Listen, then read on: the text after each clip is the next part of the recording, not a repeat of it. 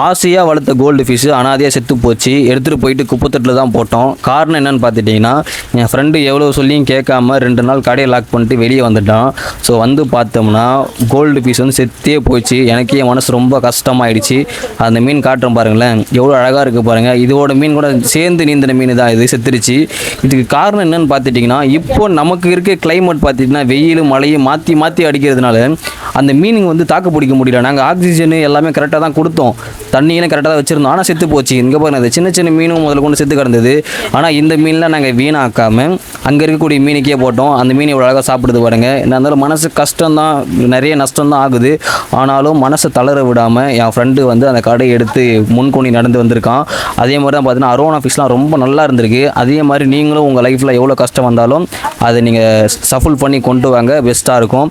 So இந்த video பிடிச்சிருந்தால் like பண்ணுங்கள், சப்ஸ்கிரைப் பண்ணிக்கோங்க. இன்னொரு வீடியோவில் பார்ப்போம்.